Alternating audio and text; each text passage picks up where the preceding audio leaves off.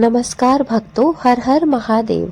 शिवरात्रि का पावन दिन केवल पूजा और व्रत का दिन नहीं है, बल्कि घर, मन और कर्म की शुद्धि का भी दिन माना जाता है।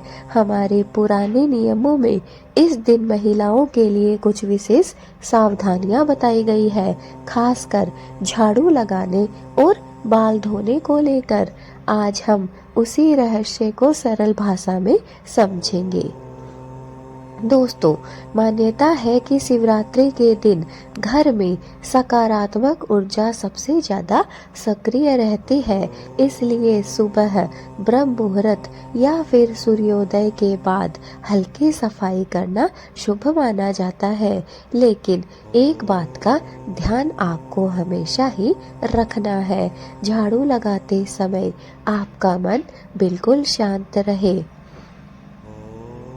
क्रोध या फिर झुंझलाहट में सफाई करने से घर की जो ऊर्जा है वो प्रभावित होती है और झाड़ू को माता लक्ष्मी का प्रतीक भी माना जाता है, इसलिए उससे सम्मान से रखना चाहिए, कभी भी उस पर पैर नहीं लगाना चाहिए।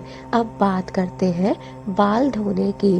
कई परंपराओं में कहा गया है कि शिवरात्रि के दिन महिलाएं बाल धो सकती हैं, लेकिन पूजा से पहले स्नान और शुद्धि के भाव से उसका उद्देश्य शरीर ही नहीं बल्कि मन को भी पवित्र करना होना चाहिए। याद रखिए, नियम का असली अर्थ होता है सजगता और श्रद्धा, अंधविश्वास नहीं बल्कि भावना महत्वपूर्ण होती है। यदि आप शिवरात्रि के दिन स्नान करके साफ वस्त्र पहनकर घर को स्वच्छ रखकर शिव का स्मरण करती है तो यह आपके परिवार में शांति, सौभाग्य और सकारात्मक ऊर्जा को बढ़ावा देता है। पूजा से पहले हाथ जोड़कर भगवान शिव और माँ पार्वती से कहे, हे भोलेनाथ, हे माँ पार्वती, मेरे घर और मन को पवित्र रखें, मेरे परिवार में प्रेम और समृद्धि बनी रहे। फिर आपको 11 बार ओम नमः शिवाय, ओम नमः शिवाय, ओम नमः शिवाय मंत्र का जाप करना है। भक्तों, शिवरात्रि हमें सिखाती है बाहरी सफाई के साथ भीतरी भी शुद्धि होनी जरूरी है। जब मन साफ होता है, स्वच्छ होता है, तभी शिव की कृपा सहज ही बरसती है।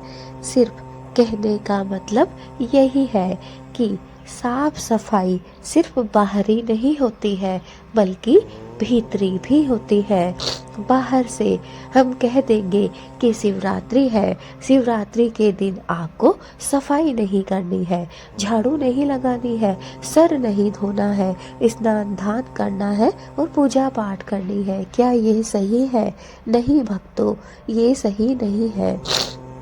चाहे शिवरात्रि का दिन कोई भी वार हो, किसी भी वार को अगर बड़ा त्योहार होता है तो हम उस दिन सर धो सकते हैं, सफाई कर सकते हैं। वार से बड़ा त्योहार होता है, त्योहार पर वार को नहीं देखा जाता है। दोस्तों, वार हर 7 दिन में एक बार घूम कर आ जाता है, लेकिन जो त्योहार है, जो शिवरात्रि हम मना रहे हैं, वो 12 महीने में एक बार आएगी। इसलिए शिवरात्रि के दिन आपको जो भी सही लगे, जो भी अच्छा लगे, वो कार्य करना चाहिए, वार को नहीं देखना चाहिए। इसलिए शिवरात्रि के दिन चाहे कोई भी वार रहे, आप उस दिन सर धो सकती है अगर आपको आवश्यकता है तो, लेकिन अगर आपको जरूरत नहीं है तो आप ना धोएं। दूसरा, साफ सफाई। क्या हम शिवरात्रि के दिन झाड़ू लगा सकते हैं? जी हाँ भक्तों, आप शिवरात्रि के दिन झाड़ू लगा सकते हैं। इसका मतलब ये नहीं कि आप दोपहर में 12 बजे झाड़ू लगा रही है, आप शाम को 8 बजे झाड़ू लगा रही है, आप सुबह 3 बजे उठकर झाड़ू लगा रही है। नहीं, यह गलत है। झाड़ू का भी एक समय होता है, साफ सफाई का भी अपना एक नियम होता है। अगर आप हल्की फुल्की साफ सफाई त्योहार वाले दिन करती हैं तो आप कर सकती हैं, लेकिन भारी सफाई हमें किसी भी त्योहार के दिन करने से बचना चाहिए। क्यों? क्योंकि अगर हम भारी सफाई करते हैं तो हमारे हाथ से किसी न किसी जीव जंतु की हत्या हो जाती है, किसी छोटे प्राणी की हमारे हाथों से मृत्यु हो जाती है, जिसका हमें घोर पाप लगता है। इसलिए हम कोई भी बड़ा त्योहार होता है, पूजा पाठ होती है, उस दिन साफ सफाई नहीं करते हैं। साफ सफाई अगर करनी है तो अपने मन की कीजिए, अपनी आत्मा की कीजिए। शिवरात्रि के दिन सुबह जल्दी उठिए, ब्रह्म मुहूर्त में उठिए, स्नान ध्यान करके स्वच्छ वस्त्र पहनिए, साफ सफाई रखिए और भगवान भोलेनाथ और माँ पार्वती की आराधना कीजिए। मंदिर जाइए, पूजा प्रार्थना कीजिए और जो हो सके वो गरीबों को दान कीजिए। दान से बढ़कर कोई भी शुद्ध भावना नहीं है। आप भोलेनाथ को लाखों रुपए की मिठाई चढ़ा दीजिए, लाखों रुपए का दूध बहा दीजिए, लेकिन वो प्रसन्न नहीं होंगे। वो प्रसन्न होंगे आप गायों को चारा खिलाइए, आप कुत्तों को भोजन कराइए, आप गरीब जो समर्थ नहीं है कुछ कमाने में, कुछ खाने में, जो भूखे हैं, 2 दिन से भूखे हैं, 4 दिन से भूखे हैं, दरिद्र ब्राह्मण है, उन्हें भोजन कराइए, गरीब बच्चों को दान करिए। उससे बढ़कर कुछ भी दान नहीं है। अगर आप चाहते हैं भोलेनाथ और माँ पार्वती को प्रसन्न करना तो अपने हाथ से कम 10 रुपए खर्च करके देखिए। 10 रुपए मंदिर में मत चढ़ाइए, लेकिन वो 10 रुपए जाकर आप उससे कुछ बिस्किट लेकर आइए, ब्रेड लेकर आइए, या फिर उस 10 रुपए से कुछ भी अपने घर में भोजन बनाइए और फिर वो किसी गरीब को, असमर्थ को खिला कर देखिए। जितनी खुशी आपको होगी, आज तक आपने कभी वो खुशी सहन ही नहीं की होगी, कभी आपने देखी ही नहीं होगी। दोस्तों, मैं ये नहीं कहती कि आप पूजा प्रार्थना मत कीजिए, आप पूजा प्रार्थना कीजिए, भगवान का नाम जप कीजिए, भगवान की आराधना कीजिए, भगवान को अपने तन मन और धन पे बसा लीजिए। क्योंकि जब वो देखता है, जब वो सुनता है, तो वो सारा जीवन सुखमय कर देता है। फिर हमारे जीवन में ना तो दुख रहता है, ना ही कोई दर्द रहता है। दोस्तों, इस महाशिवरात्रि के दिन सुबह उठकर पूजा प्रार्थना में लग जाइए। भोलेनाथ और माँ पार्वती को प्रसन्न कीजिए, पूजा पाठ कीजिए, दान पुण्य कीजिए, अपनी आत्मा को साफ और स्वच्छ रखिए, किसी की बुराई मत करिए, किसी के लिए कटु वचन मत कहिए, किसी को गाली गलौज मत दीजिए। आप अपने पूरे दिन को किसी की सेवा में लगा दीजिए। आप अगर चाहे तो घर पे बैठकर मंदिर में जाकर भजन कीजिए, नाम जप कीजिए, ओम नमः शिवाय, ओम नमः शिवाय, हर हर महादेव, जय भोलेनाथ, जय महाकाल। जो भी आपको पसंद हो वो नाम आप जप कीजिए।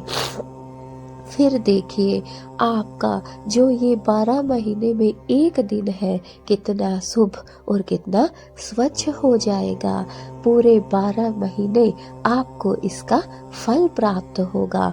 दोस्तों, अगर कुछ करना है तो परोपकार कीजिए, परोपकार से बढ़कर कोई भी कार्य नहीं है। अपना कर्म कीजिए जो कि आप करते आ रहे हैं, जो कार्य आप कर रहे हैं, धीरे धीरे उसमें थोड़ा थोड़ा बदलाव कीजिए, उसे धीरे धीरे बढ़ाइए। अगर आप अपने माता पिता की सेवा कर रहे हैं तो बहुत अच्छी बात है। आज के बाद धीरे धीरे थोड़ा थोड़ा आप किसी और भी बड़े बुजुर्ग की थोड़ी सी सेवा करके देखें। अगर आप अपने पत्नी बच्चों की सेवा कर रहे हैं, बहुत अच्छी बात है। थोड़ा सा और आगे बढ़ के देखिए, जो दुनिया में गरीब बच्चे हैं, गरीब महिलाएं हैं, जिनको खाने के लिए भोजन नहीं है, पहनने के लिए वस्त्र नहीं है, सोने के लिए छत नहीं है, कम से कम 2-5 रुपए की उनकी मदद दिन में एक बार जरूर करके देखिए। दोस्तों, मैं तो कहती हूँ कि सिर्फ दिन में सिर्फ एक बार आप किसी एक जरूरतमंद की आवश्यकता को पूर्ण कर दीजिए। मैं कहती हूँ आपको किसी भी मंदिर जाने की जरूरत ही नहीं पड़ेगी। अगर कोई भी ऐसा इंसान है, सबसे बड़ी होती है भूख। भूख से बढ़कर कोई भी कार्य नहीं होता है। भूख के लिए हम किसी की जान ले लेते हैं, भूख के लिए हम अपनी जान दे देते हैं। इसलिए अगर आप दिन में एक बार किसी भी एक प्राणी की, एक जीव की जिसमें सांसें हैं, अगर उसका पेट भर सके तो इससे बड़ा कार्य कोई नहीं होगा। भगवान शिव की पूजा कीजिए, लेकिन घंटों घंटों भगवान शिव की पूजा में समय व्यर्थ मत कीजिए। पहले किसी एक प्राणी की सेवा कीजिए, किसी एक कबूतर का पेट भरिए, किसी एक कुत्ते का पेट भरिए, किसी एक बच्चे का पेट भरिए, और फिर आप भगवान की आराधना कीजिए, भगवान का नाम जप कीजिए। दोस्तों, जब आप भगवान का नाम जप करेंगे तो आपकी आंखों के सामने भगवान की प्रतिमा नहीं, उस प्राणी की, उस बच्चे की प्रतिमा आएगी जिसका आपने पेट भरा है। वही भोलेनाथ है, वही महादेव है, वही महाकाल है। दोस्तों, अगर आपके पास में 2 रुपए है, आपने अपना पेट भर लिया है और वो बचे हैं, तो उसमें से कम उसका चौथाई हिस्सा किसी के पेट भरने में लगा कर देखिए। एक बार आप यह कार्य करके देखिए। मैं कहती हूँ कि हर एक शिवरात्रि आप प्रण कर लेंगे कि 12 महीने में एक दिन हम किसी का पेट अवश्य भरेंगे। दोस्तों, सर धोने में कोई पाप नहीं होता है। अगर आप चाहे किसी भी दिन सर धो सकती है। सर धोने से आपके जो दिमाग में, आपके बालों में जो गंदगी है, मिट्टी है, वो निकल जाएगी। लेकिन क्या आप कभी ये पूछते हैं कि हम अपनी आत्मा को किस दिन धो सकते हैं? नहीं, क्योंकि हम अपनी आत्मा को कभी धोना ही नहीं चाहते हैं। हम सिर्फ बाहरी सफाई देखते हैं, अंदरूनी सफाई हम कभी भी नहीं देखते हैं। इस शिवरात्रि यह प्रण बना लीजिए कि हम अंदरूनी सफाई ही देखेंगे। भक्तों, शिवरात्रि हमें सिखाती है बाहरी सफाई के साथ भीतरी शुद्धि जरूरी है। जब मन साफ होता है तो शिव की कृपा भी बरसती है। नमस्कार भक्तों, हर हर महादेव। शिवरात्रि का पावन व्रत सिर्फ उपवास नहीं बल्कि श्रद्धा, ऊर्जा और आशीर्वाद का भी संगम है। खासकर महिलाओं के लिए यह व्रत वैवाहिक सुख, परिवार की उन्नति और पति की समृद्धि से जुड़ा माना जाता है। आज मैं आपको बताने जा रही हूँ शिवरात्रि व्रत के दिन महिलाओं को क्या ग्रहण करना चाहिए, जिससे भोलेनाथ की कृपा से पति के जीवन में धन, सफलता और स्थिरता आ जाए। दोस्तों, हमारे शास्त्रों में कहा गया है, व्रत के दौरान जो भी ग्रहण किया जाए वह सात्विक हो, पवित्र हो और ऊर्जा देने वाला हो। क्या खाए? शिवरात्रि व्रत में सबसे शुभ माना गया है दूध, मखाना, फल और थोड़ा सा गुड़। जी हाँ, अगर आप कुछ खरीदने के सामर्थ्य में नहीं है या फिर आप बहुत कुछ खरीदने का सामर्थ्य रखते हैं, लेकिन फिर भी जो भी आप चाहे वो खा सकते हैं, लेकिन विशेषकर आपको दूध, मखाना, कोई भी ऋतु के अनुसार फल और थोड़ा सा गुड़ जरूर खाना चाहिए महाशिवरात्रि के दिन। जब महिला व्रत के दौरान दूध या फिर मखाना ग्रहण करती है तो यह सिर्फ शरीर को शक्ति ही नहीं देता, बल्कि इसे चंद्र और शिव ऊर्जा का प्रतीक भी माना जाता है।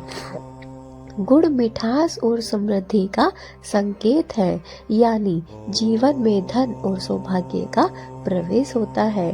जब महिलाएं गुड़ और मखाना का सेवन करती है तो इससे चंद्र और शिव दोनों ही प्रसन्न होते हैं। गुड़ से हमारे जीवन में मिठास बढ़ता है और हम समृद्धि की ओर बढ़ते जाते हैं, यानी कि हमारे जीवन में धन ही धन बढ़ता है और इसके साथ ही साथ हमारे जीवन में हमें सौभाग्य की प्राप्ति भी होती है।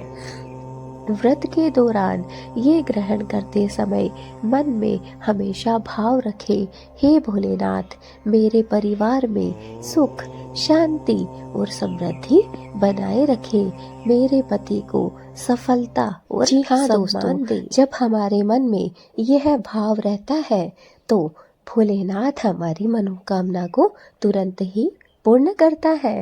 व्रत के दौरान जब भी हम भोजन ग्रहण करें, जब भी हम कोई भी फलाहार लें, जैसे कि दूध लें, मखाना लें, कुछ भी अगर हम ग्रहण करें, उस समय हमारा मन शांत और पवित्र रहे और भोलेनाथ से हाथ जोड़कर हमें अपने परिवार की शांति की, सुख की और समृद्धि की प्रार्थना करनी है। और साथ ही साथ भोलेनाथ से कहना है कि हे भोलेनाथ, मेरे पति को सफलता और सम्मान दोनों ही साथ में प्रदान करो। दोस्तों याद रखिए, चमत्कार भोजन में नहीं, भावना में छिपा होता है। जब श्रद्धा जुड़ती है तभी शिव कृपा बरसाते हैं। तो अब आप समझ गए होंगे कि सिर्फ भोजन से भगवान प्रसन्न नहीं होते हैं। बहुत से लोग ऐसे हैं जो एक समय भी भोजन ग्रहण नहीं करते हैं, पूरा पूरा दिन बिना खाए निकाल देते हैं, लेकिन उनकी प्रार्थना स्वीकार नहीं की जाती या फिर देर से स्वीकार की जाती है। और वहीं पर कुछ लोग ऐसे भी होते हैं जो दोनों समय भोजन ग्रहण करते हैं, लेकिन फिर भी उनकी प्रार्थना तुरंत स्वीकार होती है। तो भगवान भोजन नहीं, भाव देखते हैं, आप में कितनी श्रद्धा है। भगवान को सिर्फ श्रद्धा चाहिए, कृपा उसी को प्राप्त होती है जिसमें श्रद्धा होती है। तो चलिए बात कर लेते हैं कि क्या ना करें। दोस्तों, महाशिवरात्रि के व्रत के दिन क्रोध नहीं करना चाहिए, कटु वचन का भी उपयोग नहीं करना चाहिए और ना ही नकारात्मक सोच से रखनी चाहिए। नकारात्मक सोच, क्रोध और कटु वचन से हमें दूरी बनाए रखनी चाहिए, क्योंकि शिवरात्रि का व्रत केवल शरीर का नहीं बल्कि मन का भी उपवास होता है। सिर्फ शिवरात्रि के व्रत से हमारा शरीर ही शुद्ध नहीं होता, बल्कि हमारा मन भी शांत और शुद्ध होता है।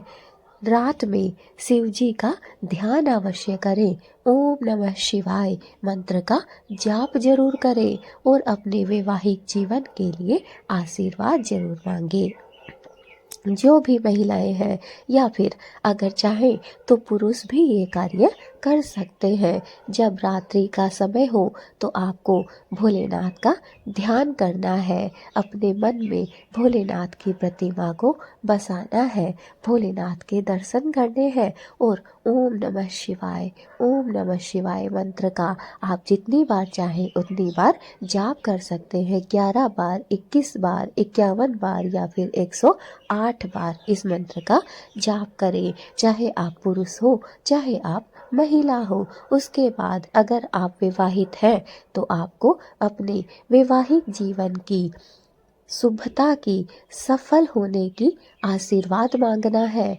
और अगर आप वैवाहिक जीवन में नहीं है तो आपको अपने लिए मनचाहा वर मांगना है। भक्तों, जो महिलाएं सच्चे मन से यह व्रत करती हैं उनके घर में सकारात्मक ऊर्जा बढ़ती चली जाती है, रिश्तों में प्रेम आने लगता है और जीवन में स्थिरता आ जाती है।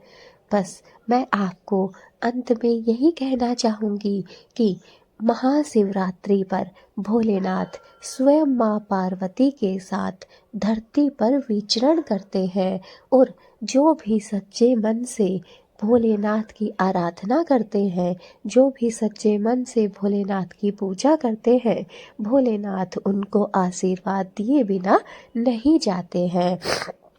आपको कमेंट में ओम नमः शिवाय हर हर महादेव जरूर लिखना है, ताकि आपके मुख से महाशिवरात्रि के दिन या महाशिवरात्रि से 1-2 दिन पहले ही शिव जी के इस मंत्र का उच्चारण हो सके। मंत्र को जाप करने के लिए किसी समय की ज़रूरत नहीं होती है, किसी निर्धारित समय की दिनांक की आवश्यकता नहीं होती है। हम जब चाहें ईश्वर की आराधना कर सकते हैं। ईश्वर की आराधना हमें फ्री में मिलती है और हमें हमेशा ही फ्री के वस्तु का फ़ायदा लेना चाहिए। फ्री में हमें बहुत ही कम वस्तुएं प्राप्त होती हैं, लेकिन भगवान की आराधना ऐसी है जिसका कोई भी मोल नहीं है। अगर आप मंदिर ना जा सके कोई बात नहीं, अपने घर के मंदिर में पूजा कीजिए। अगर आपके घर के मंदिर में भी आप पूजा ना कर सके कोई बात नहीं, आप अपने मन में आँखों को बंद करके भोलेनाथ की तस्वीर को ध्यान में ले आइए, माँ पार्वती को ध्यान में लीजिए और फिर ओम नमः शिवाय मंत्र का 108 बार जाप कीजिए। माँ पार्वती को श्रृंगार की सभी सामग्री चढ़ाइए। उसके बाद देखिए कैसे आपकी सारी मनोकामनाएं पूर्ण होती है, कैसे भोलेनाथ और माँ पार्वती दोनों का आशीर्वाद आपको एक साथ मिलता है। देखिए दोस्तों, महाशिवरात्रि बहुत बड़ा और पावन समय है। इस समय पर 2-4-5 दिन पहले ही सभी भक्त उत्साहित हो जाते हैं। सभी भक्त चारों तरफ से उत्साह के साथ पूजा पाठ करने लगते हैं। शिव जी की बहुत जगह अलग अलग तरीके से आरती की जाती है, पूजा की जाती है। कहीं पर भस्माग्नि की तरह भी भोलेनाथ की पूजा की जाती है। भोलेनाथ सच में बहुत भोले हैं। सभी देवताओं में सबसे जल्दी अगर कोई प्रसन्न होते हैं तो वो है महादेव। अगर आप चाहे महादेव का आशीर्वाद प्राप्त करना तो इस शिवरात्रि महादेव को प्रसन्न कर लीजिए। सुबह जल्दी उठिए, स्नान ध्यान करके मंदिर जाइए, भोलेनाथ को एक जल का लोटा अर्पित कीजिए। कुछ बेलपत्र अगर उपलब्ध हो तो वो भी चढ़ा दीजिए। साथ में दूध, दही, मक्खन, घी, शहद, गुड़ जो भी आपके पास में उपलब्ध हो इनका पंचामृत बनाइए और इससे भोलेनाथ का रुद्राभिषेक कीजिए। दोस्तों, रुद्राभिषेक कोई ज़रूरी नहीं कि आप बड़े बड़े पंडित से करवाएं। अगर आप चाहें तो पंचामृत से भी भोलेनाथ का रुद्राभिषेक कर सकते हैं, इसमें कोई मनाही नहीं है। इसके बाद आप भोलेनाथ से हाथ जोड़कर जो भी आपके पास में उपलब्ध हो, गाजर, बेर या फिर कोई भी फल आपके पास में उपलब्ध हो, आप भोलेनाथ को अर्पित कर दीजिए। माँ पार्वती को कोई भी श्रृंगार की वस्तुएं जैसे रोली, मेहंदी, चावल जो भी आपके पास में उपलब्ध हो वो आप उन्हें चढ़ा सकती हैं। इसके बाद शिव जी के पूरे परिवार की पूजा कीजिए, प्रार्थना कीजिए और उनसे मनचाही अपनी मनोकामना को मांगिए। उनसे जो भी आपकी इच्छा है उसे पूर्ण करने की प्रार्थना कीजिए। उसके बाद अपने घर आकर आप अपने सारे कार्य को निवृत्त कीजिए। बस आपको अपने मन को शांत रखना है, अपने मन में किसी के लिए कटु वचन नहीं रखना है। शिवरात्रि वाले दिन याद रखना है कि आपको क्रोध से बचना है और ना ही किसी के बारे में नकारात्मक विचार आपको रखने हैं। अगर आपका शरीर शुद्ध है तो आपकी आत्मा स्वयं ही शुद्ध हो जाती है। इसलिए पूरा दिन सुख से शांति के साथ व्यतीत कीजिए। जब आपको लगे कुछ खाने की आवश्यकता, उस समय आप दूध मखाना, गुड़ या फिर कोई भी फल ले लीजिए। इससे भगवान बहुत ही जल्द प्रसन्न होंगे और आपकी मनचाही मुराद को पूरी करेंगे। जो भी आपकी इच्छा है, आपने भोलेनाथ के शिवलिंग के सामने, वो नंदी के सामने आपने वो मनोकामना बोली है, उसे पूरा होने में कुछ समय लग सकता है, लेकिन वो पूरी जरूर होगी। उसके बाद रात्रि में अगर आप चाहें तो शांति से पुनः स्नान दान करके मंदिर जा सकते हैं। अगर मंदिर ना जाना हो तो आप अपने घर में ही शिव की प्रतिमा के सामने बैठकर हाथ जोड़कर ओम नमः शिवाय मंत्र का 108 बार जाप कीजिए। अगर आपके पास ज़्यादा समय नहीं है दोस्तों, तो आप 11 बार या 21 बार भी इस मंत्र का जाप कर सकते हैं। भक्तों, जो महिलाएं सच्चे मन से यह व्रत करती है, उनके घर में, उनके जीवन में सकारात्मक ऊर्जा बढ़ जाती है और उनके रिश्तों में भी प्रेम आ जाता है और उनके जीवन में भी स्थिरता आ जाती है। दोस्तों, अंत में मेरे साथ ओम नमः शिवाय, हर हर महादेव, जय भोलेनाथ जरूर जाप कीजिए। दोस्तों, भोलेनाथ आप सभी के परिवार में सुख और समृद्धि बरसाएंगे। धन्यवाद दोस्तों, आज की वीडियो यहीं तक। अगर आपको अच्छी लगी है तो भोलेनाथ के नाम पे एक लाइक जरूर करना। चैनल पे नए हैं तो चैनल को सब्सक्राइब जरूर कर लेना। बेल आइकन को दबा लीजिए ताकि आने वाली हमारी हर एक भक्तिमय वीडियो आपको प्राप्त हो सके। जय भोलेनाथ, हर हर महादेव कमेंट में ज़रूर लिखें। जितना ज़्यादा हो सके इस वीडियो को शेयर कर दीजिए शिवरात्रि से पहले, ताकि सभी महिलाओं, सभी बहनों, सभी भाइयों को यह वीडियो प्राप्त हो सके और सभी को माँ पार्वती और भोलेनाथ का आशीर्वाद प्राप्त हो सके। हर हर महादेव, जय भोलेनाथ।